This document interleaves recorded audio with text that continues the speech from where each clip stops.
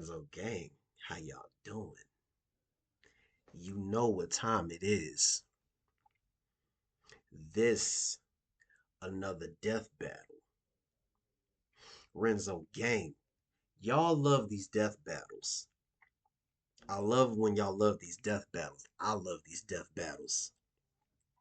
This is an old one, but this is an old one. So for all my comic book fans, here you go. This right here. This death battle is Batman Beyond versus Spider-Man 2099. So you got Terry McGinnis from DC Batman Beyond versus Miguel O'Hara, Spider-Man 2099 Marvel Comics. Oh, the battle of the future superheroes. And there's something about when it comes to comic books and anime, I don't know what it is about the futuristic characters, but they are one of the best characters you can. They're one of the best characters. I'm gonna just say that. I'm a little biased when it comes to that. They are one of the best. Example: Trunks. When you got Silver the Hedgehog from Sonic, the Sonic series. Terry McGinnis is Batman Beyond. Miguel O'Hara, Spider-Man 2099. So with that being said, Renzo gang, I'm done talking. Let's dive on into this reaction because I know y'all been waiting on some more death battles. Ask and you shall receive. You feel me?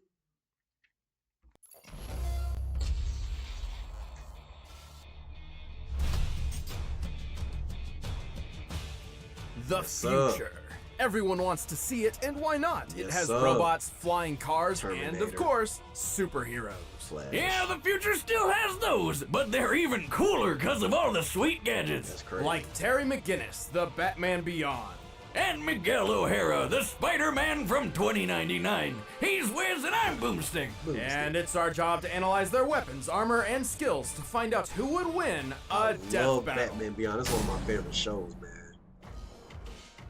Terry McGinnis was your average futuristic high school student. He went to future raves, complained about future problems, had a future girlfriend, yeah, you know, the usual. Until one fateful day when Terry got into a fight with a group of jokers. What's he got against comedians? No, a gang called the Jokers. You know, like the Joker? Ah, but with a Z, because it's the future. Well, naturally. After possibly the most dangerous motorcycle chase ever put on television, Yeah, it's cool, he's got a helmet. Terry found himself inside an isolated mansion owned by an elderly billionaire named Bruce Wayne. Wait a Here, minute. he stumbled He upon... was trained by Chiare and Dick Grayson. Okay. Wow, I didn't know he was trained by Dick Grayson too. But she's one of those characters in the show that he was going after. Wow, he was trained by her as well. That's crazy. the most important revelation in his life. Bruce Wayne is Batman! Oh, what a surprise! Well, more like he was Batman. He retired from crime fighting years ago, because, you know, age is a bitch. Wait a minute, after He's decades old, of man. secrecy, a punk teenager just happens to stumble into the Batcave? For crying out loud, if he'd found my secret lair, he'd have been vaporized on the spot. Yeah! Anyway, Terry's roller coaster of a day still wasn't over. Turns out his dad got Can we please murdered. get Ace in the live action since we finally got crypto? Bring us Bummer. Ace the So Batman. he did what any emotionally charged teen who wants to avenge their dad would do. He stole the bat suit. But not the old cape and cowl of yesteryear. This was the latest and most advanced Batsuit. Terry McGinnis didn't just become the all-new Batman. He was Batman Beyond. You ever wonder what would happen if Batman got a hold of an Iron Man suit? It's basically that. And damn, he looks friggin' rad. The Batsuit's nanotechnology I greatly love that enhances his Batsuit, strength though. I ain't and gonna lie, provides it several was thin crazy. yet strong layers of I want to ballistic see and this live environmental action protection. to Batman. And he Beyond. can fly. He can soar faster than a speeding future car, and he's really nimble in the air. Plus, he can always give his punches and kicks a literal rocket boost. The suit sports over 24 other gadgets for combat and espionage. He has a wrist-mounted grappling hook that can extend over 50 feet. There's a cloaking device, a lock decoder, finger microphones, climbing claws, an underwater breather, thermal and binocular vision, extendable spikes on his arms, flashbang grenades, triple-weighted bolas, a buzzsaw, and I love even Batman Beyond retractable suit. tweezers. splinters are no laughing matter. And don't forget all those sweet, sweet batarangs. These new age ninja stars are even sharper and more compact than before, and they come in a variety of delightful flavors, like explosive, ensnaring, and electrifying. Terry's got a solid throwing arm and can even disarm multiple opponents with a single shot. But if he's feeling a bit lazy, he can always just use his arm launchers to fire batarang discs. Also, when anyone gets in too close, the whole suit can act like a man-sized taser. The electric shock is strong enough to stun people spliced with animal DNA and short out heavy machinery. But the tools don't make the man, Batman. Terry's a master martial artist with plenty of training from legends like former Robin Dick Grayson, totally real ninja Kairi Tanaga, and the former Dark Knight himself. Well, once he got over the kid stealing his suit, of course. Bruce Wayne doesn't just serve as Terry's mentor. He's also a constant source of advice and information on the go through his direct link to the Batsuit from the Batcave. Good thing, too, since Terry's not exactly the world's greatest detective. At least not compared to the old man. Bruce is extremely intelligent and an expert analyst. Plus, the Batcave has some very impressive technology.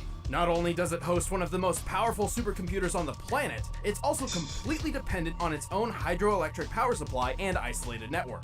Still, I don't care who Bruce used to be. Having an old guy barking orders in your ear sounds annoying. Like your dad's always looking over your shoulder. Or at least I imagine, because I didn't have one. Well, Terry is Bruce Wayne's secret son. What? In an effort to ensure there would always be a Batman, government boogeywoman Amanda Waller had secretly overwritten Warren McGinnis' reproductive DNA with that of Bruce Wayne's. So like, he was just blasting Wayne babies? It's like all the fun, but you could get out of any child support case. And bonus, I guess Terry's father technically wasn't murdered. Good for him.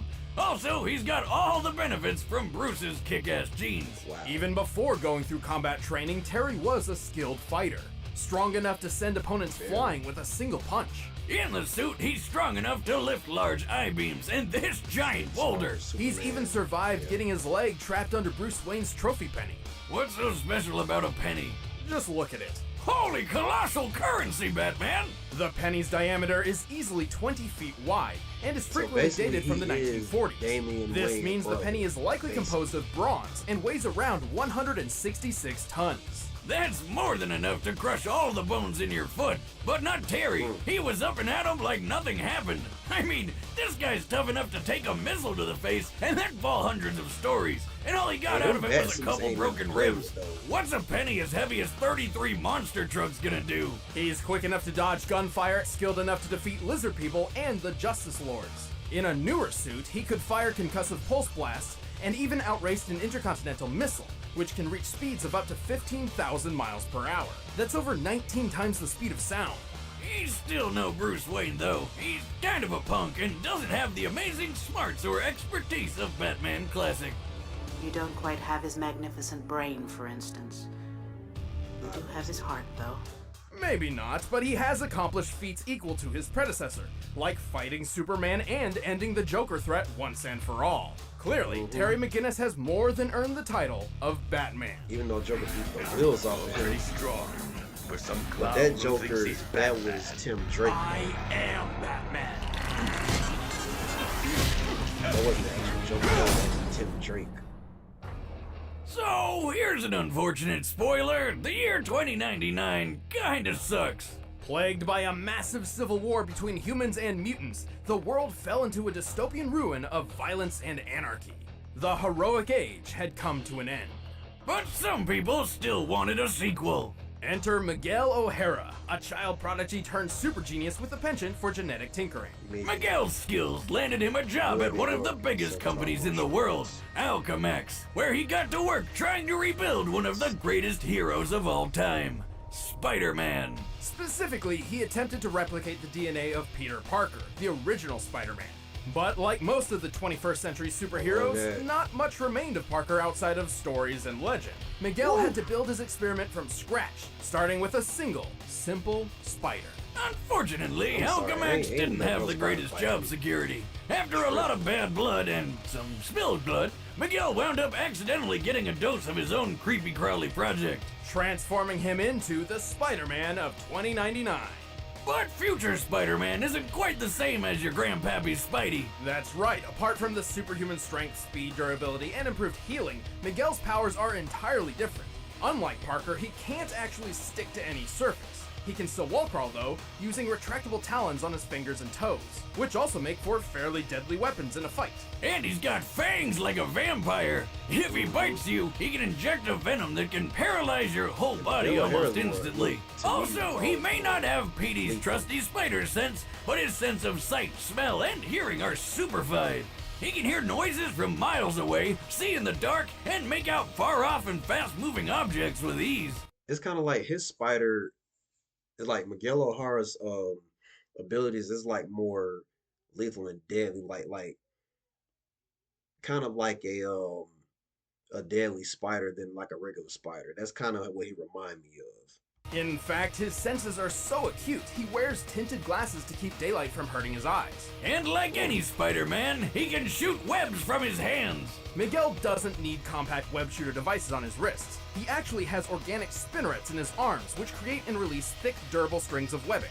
Because they're natural, these strings are chemically identical to spider silk, with a tensile strength similar to steel. Ew! Okay, the original Spider-Man always kinda grossed me out, but this guy's powers are disgusting. I think Miguel would agree with you. Well, yeah, one day he's just your average dweeb doing sciencey stuff like you, and the next he's got big lumps in his arms which shoot sticky stuff? Who wouldn't be weirded out? Miguel saw his newfound power as a curse, a blight which turned him into an inhuman freak of nature. But that didn't stop him from fighting crime, complete with his own Spidey suit. His original costume was made from unstable molecules, allowing the use of his talons without tearing the fabric. He also wears a web-like cape made of light bite, which lets him glide through the air. Whoa, Light Bright! I remember that. Man, do they still have that in the future? And did they find a way to stop you losing those little pegs? Light bite. Yeah, whatever. The suit looks pretty cool, so I hate to spoil the mood, but it's actually just a run-of-the-mill costume from a Day of the Dead festival. No, really. Though after meeting the present-day Peter Parker, Miguel received a much-needed upgrade. His new suit contains synthesized unstable molecule fabric mixed with That's Kevlar, dope. greatly improving his defense. This suit can survive a shot from a howitzer artillery cannon. A common M777 military howitzer fires 92-pound shells I at love 2,200 Spider-Man, feet per second. That hits with over 100 tons of force. Miguel's even taken a hit from the Thing, a hit which shattered a tempered glass window and sent Miguel flying over 24 feet. And the new suit has explosives, hologram projectors, infrared scanning, and it's even got wings and rocket boosters on the feet.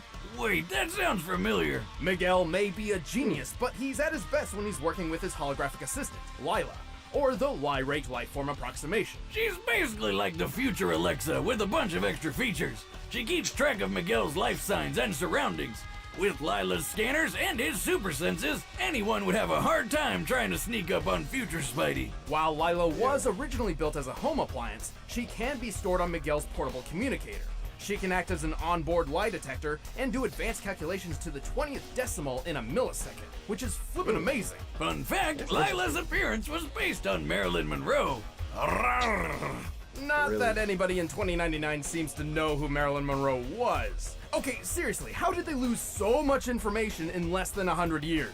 Remember, kids, always back up your files. It'll prevent the apocalypse. Well, lucky for them, Miguel got over his emo phase and started setting the future back on track. And he had the skills to do it. He's quick enough to dodge gunfire, tough enough to take a shotgun blast to the chest, resilient enough to tank electric shocks, and strong enough to rip a 20-ton turret off a tank. More than that, he helped another Spider-Man keep this giant building piece in place. What even is that? Likely some sort of antenna, but it also resembles the mooring mast atop the Empire State Building. Back when everybody thought Zeppelins were the hot new thing, because who doesn't like riding a giant flammable balloon full of explosive gas? Sign me up! Assuming it's composed of steel and roughly estimating its size compared to the Spider-Man on the roof, then comparing the Empire State Building's mooring mast, this should weigh, at most, 200 tons. So basically, Miguel's a badass, and he proved it in the most epic Spider-Man way is stronger possible. than everybody After thinks he rebuilding is. the world with Captain America, Miguel inherited the most legendary weapon of them all, Mjolnir. Although Thor's hammer didn't actually grant him its warrior powers, Miguel didn't use it as a weapon, but as proof of his authority. a literal symbol of the societal weight he alone could carry. With his dominance asserted, Miguel See, I didn't created know the that. utopian future a person could only dream of. And you thought Peter Parker was cool. This Spider-Man is at the top. Miguel O'Hara, Spider-Man of the year 2099. That's me, ready to save the universe and looking good while doing it. All right, the combatants are set. Let's end this debate once and for all. But first, the future is now in the form of Blue Apron. Are easy to follow. I'm $30 off your first. All right, let's get it. McGinnis, keep an eye out. I've been seeing some odd reports regarding this part of the city.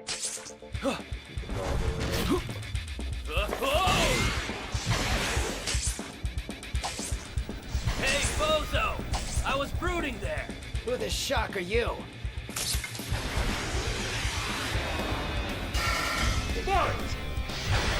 He loves tough mics.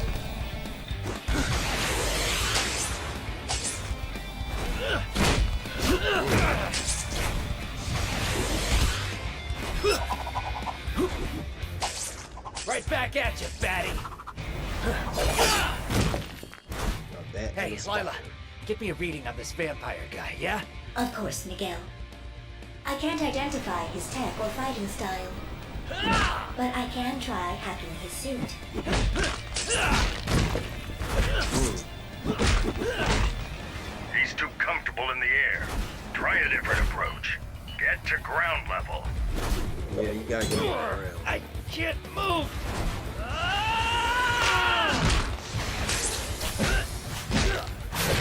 This fight's fast. Damn, that hurt. Something's trying to hack your suit. Our new friend, no doubt. How's the hack going? Nowhere fast. Get in close and finish this quick. No problem. Can my fangs pierce his suit? I think so. Then I'll finish this myself. Oh,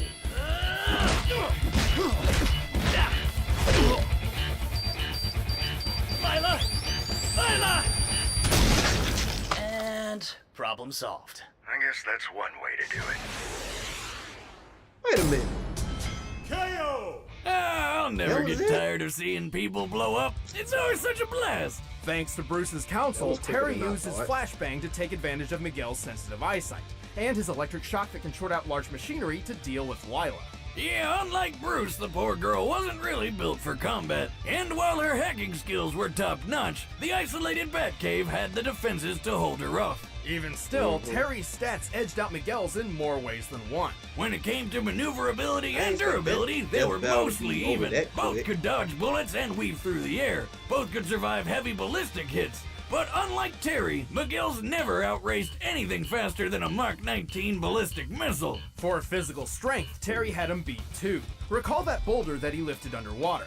This took place in Superman's Fortress of Solitude near the Arctic, so the boulder was likely composed of sedimentary dark limestone, the most common rock type around that location. So we compared Terry's height to the boulder, applied the density for limestone, and subtracted the weight reduced by underwater buoyancy, to find the boulder's weight to be 192 tons. And he tossed it aside like it was nothing. Terry's peak strength in the Batsuit has to be more than 200 tons. Assuming Miguel applied his fair share when holding up that antenna, his best strength feat we know of is at He's max definitely 100 so tons. interesting. That's why I But feel he's a like talking, Spider-Man. they just be so Spider-Man good. can lift more than that, right? Not usually. nerd in me, I Technically, guess. Miguel's powers are so different from Peter's that we shouldn't really scale him to other Spider-Men. But for the benefit of the doubt, let's do it anyway. We'll check out two of Spider-Man's most impressive strength feats. The first is the time he braced a private jet while it was landing. Look at him! He's literally the landing gear. According to Spider-Man himself, the plane's total weight was at most 115,000 pounds. Adding the thrust from a Whittle W1 engine, which this small jet is most likely to have an engine comparable to, this feat comes out to 58 tons. Not even close to Terry's 200. Then there was this one time where Spidey had to push way past his limits to lift what he offhandedly compared to as a locomotive. Since he could measure the plane, it's likely he's accurate here, but given the time period, that's still only 130 tons at most. It's clear Terry had a pretty sizable physical advantage. And just because Terry's mind wasn't as fine-tuned as the original Batman's didn't mean he's dumb. Even more, Miguel never trained like Terry did. Hell, he never really had much formal training at all, but Terry was trained by ninjas, stealth artists, and other crime fighters to be a master in the battlefield. And since Miguel didn't have a spider sense, Terry just had to wait until the untrained future Spidey left an opening. In short, while Miguel pretty wasn't much. completely outmatched, Terry's superior strength, counseling, equipment, and training won the bout. Turns out this Batman was beyond him. The winner is Batman Beyond. All right, Renzo gang. That was the death battle of Batman Beyond versus Spider-Man 2099. Honestly, I didn't expect that to, end that quick, but I mean, hey, it is what it is. Even though I'm more of a Terry McGinnis type of guy when it comes to that, you know, I mean, I guess. I mean, I was more of a Terry McGinnis guy. I knew more of Batman Beyond. I grew up on Batman Beyond. I mean, a lot of y'all know what I'm talking about. A lot of us grew up on Batman Beyond. A lot of us didn't know too much on Spider-Man 2099 until like later on down the line. So, I mean, what can I say? So, Renzo gang, I got more death battles coming. And I did make a poll. And this was on that poll. And I have 3 more death battles that I did put on the poll. I'm not gonna tell you what it is. You're just gonna see once the video's uploaded. You will see. So with that being said, Renzo gang, I hope you guys enjoyed this reaction. And I hope you guys that love the death battles, if you want more death battles, just let me know, and I'll find some more that I haven't seen, and I'll get them to you.